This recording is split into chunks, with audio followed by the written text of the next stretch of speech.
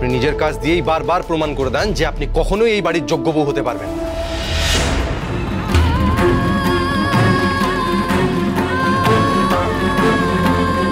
I am sorry বৌদি ভাই। কেন? আমি বুঝতে পারিনি যে খিচুড়িটা দিতে বলার জন্য সবাই মিলে তোমায় এত বকবে। তাহলে আমি কোনোদিন কিচ্ছু বলতাম না, চুপ করে খেয়ে নিতাম, বিশ্বাস করো।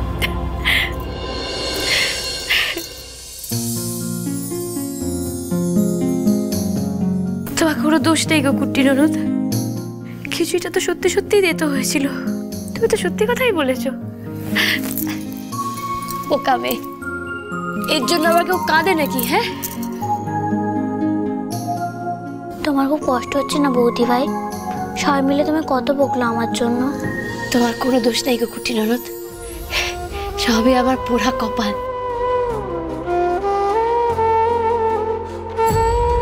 আমার ডিভোর্সটা বোধহয় এবার আর কেউ আটকাতে পারবে না রে তারা। হুড়োবাবু এবার আমাকে বাড়ি থেকে বের করেই তবে ছাড়বেন, দেখিস।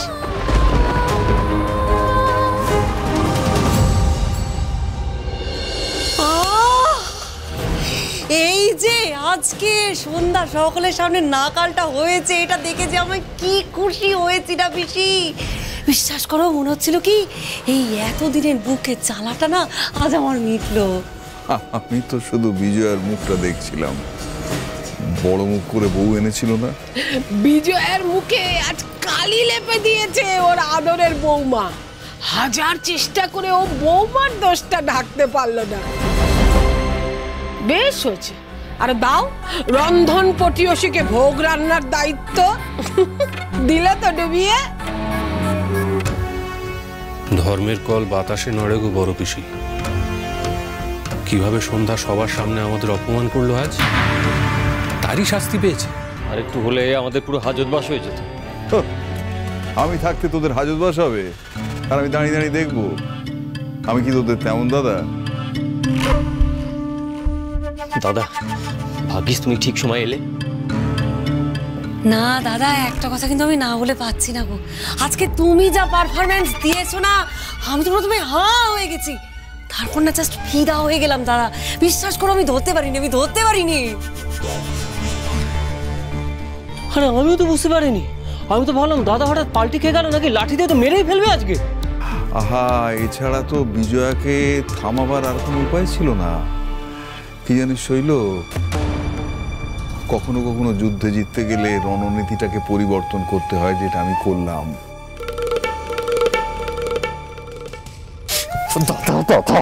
দাদা গো, দাদা ভাগ্যিস তুমি খেলাটা ঘোরালে দাদা, তা নাহলে আজকে বৌদিমা আমাদের হাজতে পুড়ে তবে ছাড়তো।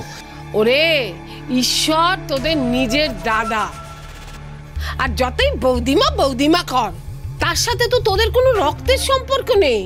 ওরে নিজের রক্ত নিজেরই হয়। তোরা তো দাদা বলে আমায় কোনোদিনই তেমন ভরসা করিসনি, সারাক্ষণ তো খালি বৌদিমা বৌদিমা করে নেচে চলেছিস। আর করবো না দাদা, এই মুহূর্ত থেকে শুধুমাত্র দাদা জিন্দাবাদ, দাদা জিন্দাবাদ। আমি কিন্তু ওই সন্ধ্যাকে কিছুতেই ছাড়বো না। এত বড় সাহস আমাদের হিসেবের কারচুপি ধরে, ওর জন্য আমাদের বৌদিমার পায়ে পড়তে হলো, ফ্যাক্টরি এতগুলো লোকের সামনে ক্ষমা চাইতে হলো। এর শোধ আমি তুলবই। মাঝখান থেকে ম্যানেজারটাও হাতের বাইরে বেরিয়ে গেল। ক্ষমা করে দাও, আমার ভুল হয়ে গেছে। আমি কি বলতে কি বলে ফেলেছি বৌদিমা, কি বলতে কি। আরে আমার কথাটা ভাব মিস্টার, অতগুলো লোকের সামনে কি ইজ্জত রইল মন্টু ভাইয়ের। কাল থেকে সবাই গুজগুজ ফুসফুস করবে, কি করে যে বাড়ি থেকে বেরোবো কে জানে। বললাম তো শোধ নেব। আজ যা হলো তার ফল সন্ধ্যাকে ভোগ করতেই হবে।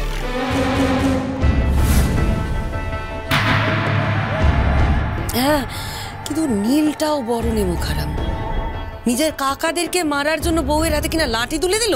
হ্যাঁ, নীল আর সন্ধ্যা দুজনেই খুব বাড় বেড়েছে, কিন্তু কিচ্ছু তো করতে পারছি না আমরা, কিচ্ছু করতে পারছি না। শুধু আমাদের অবস্থা কেমন জানো, আমাদের অবস্থা হচ্ছে সিনেমার হাস্যকর ভিলেনদের মতো, শুধু মুখে ফটর ফটর ফটর, কাজের বেলা ঘন্টা। এবার বাস্তবে ভিলেন হব রে মন্টু। সন্ধ্যা আজ যা করেছে তার শাস্তি ওকে ভোগ করতেই হবে। সাপের লেজে পা দিয়েছে তো, ছোবল তো ওকে খেতেই হবে। চরম শাস্তি দেব ওকে।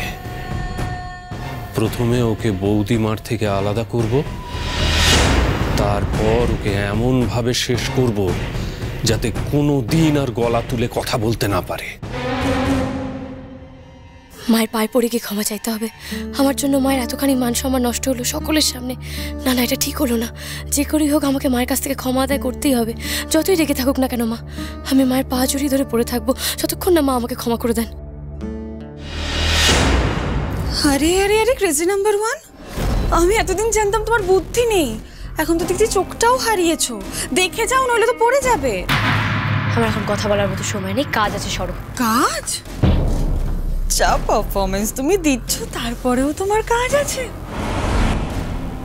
আরে মাথাটা তোমার সত্যিই খারাপ হয়ে গেছে সন্ধ্যা।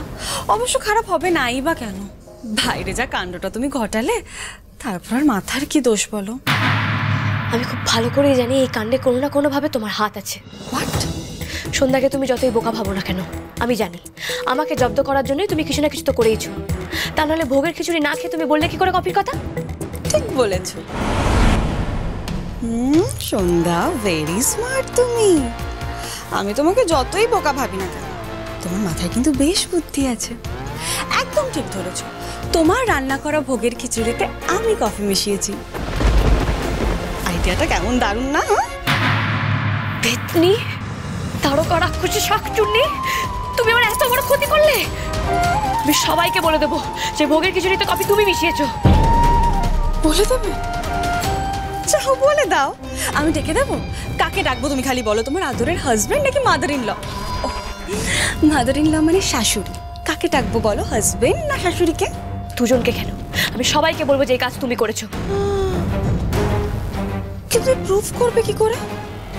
না মানে দেখো, কেউ তো আমাকে কিচেনে যেতেও দেখেনি, আর খিচুড়িতে কিছু মেশাতেও দেখেনি, তাহলে তুমি প্রুফ করবে কি করে সন্ধ্যা? আর বাড়ির সবাই তোমার মুখের কথা কেনই বা বিশ্বাস করবে?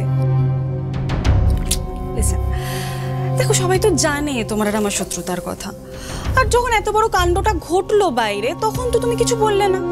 এখন যদি হঠাৎ করে গিয়ে বলো আমি মিশিয়েছি, তাহলে তো সবাই বুঝেই যাবে যে তুমি তোমার দোষটা আমার ঘাড়ে চাপাচ্ছ। তাও যদি তুমি বলতে চাও, বলতেই পারো। সত্যি তো, কোনো প্রমাণ নেই তো আমার কাছে। তুমি আমার কিচ্ছু করতে পারবে না সন্ধ্যা, বরং যা করার আমি অলরেডি করে দিয়েছি। এখন শুধু রেজাল্ট আসার পালা। আকাশ নিজে গিয়ে তোমাকে তোমার বাপের বাড়িতে রেখে আসবে। টাইম কাউন্ট করা শুরু করো। কাউন্ট মানে গোনা, গুনতে পারো তো?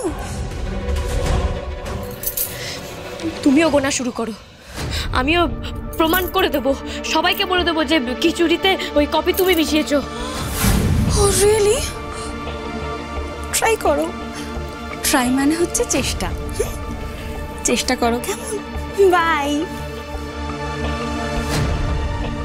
বলে তো দিলাম, কিন্তু আমি কি করে প্রমাণ করব যে আমি ভুল করিনি?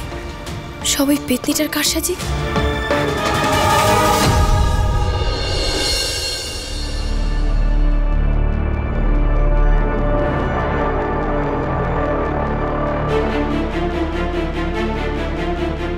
আমাদের বাড়ির টাকা আমরা নিয়েছি, তুমি বলার কে?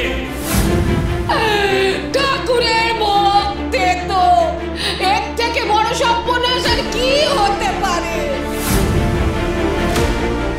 আমাকে আপনি ক্ষমা করে দিন না, আমাকে আপনি ক্ষমা করে দিন, আমার ভুল হয়ে গেছে।